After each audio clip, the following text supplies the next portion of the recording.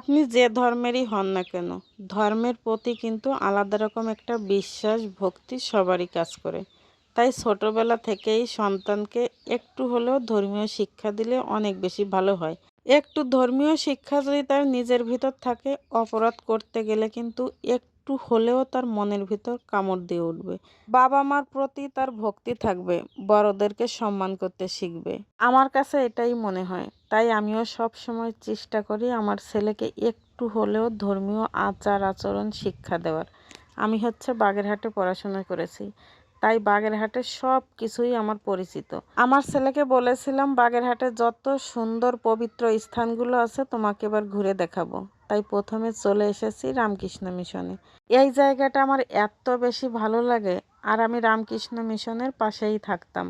তার কারণে সকাল সন্ধ্যা প্রত্যেক দিন না হোক একদিন পর একদিন আমি এখানে আসতাম। মন খারাপ হলেই এসব জায়গা আসতে হয়, তাহলে দেখবেন মনটা অনেক সহজেই ভালো হয়ে যাবে।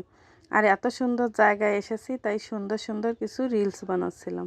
আর এই হচ্ছে আমার ক্যামেরাম্যান, যেখানেই যাই আমার ক্যামেরাটা তার হাতে ধরিয়ে দিই। বাগেরহাটে এসে আমার ছেলেটা এই জায়গা আসতে পেরে যতটা খুশি হয়েছে, এর আগে কিন্তু এত খুশি হয়নি। আর তার মনের ভিতর এত বেশি প্রশ্ন ভিড় করেছে, প্রত্যেকটা প্রশ্নের উত্তর তার বাবা তাকে দিচ্ছিল। যতটুকু পারি তাকে বোঝাচ্ছিলাম। এটা হচ্ছে হাঁস পুকুর। হাঁস পুকুর দেখতে এসে আমার ছেলে প্রশ্ন করছে, মা এখানে কি শুধু হাঁস থাকে? আসলে কেন যে হাঁস পুকুর নাম হয়েছে সেটা আমিও বলতে পারি না। কেউ যদি জেনে থাকেন তাহলে অবশ্যই বলবেন। আর এই পিছনের দিকটায় অনেক বেশি জায়গা বাড়ানো হয়েছে। এখানে সুন্দর সুন্দর আরো ঘর তোলা হচ্ছে, জানি না এখানে কি করা হবে। আর কারো কাছে যে জিজ্ঞেস করে তাকে বলবো যে এখানে কি করা হচ্ছে, সেটাও আমি লোকজন খুঁজে পাচ্ছিলাম না, তাই বলতে পারিনি। তারপরে এসেছি এই যে মণিগঞ্জ। এই জায়গাটা আসতে পেরেও আমার ছেলেটা অনেক বেশি খুশি হয়েছে। আর ওর বাবা বলছিল, বাবা জানো আমার যখন মন খারাপ হয় আমি তখন এখানে এসে বসে থাকি। আর ও বারবার জিজ্ঞেস করছিল, মা এটা কি এটা কি, কত সালে হয়েছে। কালী মন্দিরে কিছুক্ষণ থাকার পর এসেছি পাশেই যে শিব মন্দির ও মনসা মন্দির আছে সেখানে।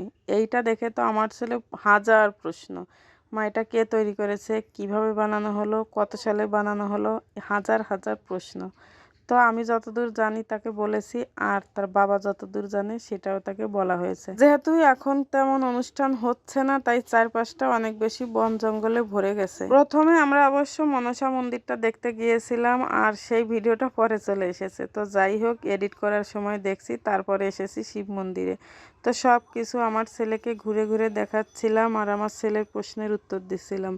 অবশেষে একটা কথাই বলতে চাই, যতদূর পারেন আপনিও আপনার সন্তানকে এসব সুন্দর সুন্দর স্থান দেখাবেন, তার মনে অনেক বেশি প্রশ্ন জাগ্রত করবেন।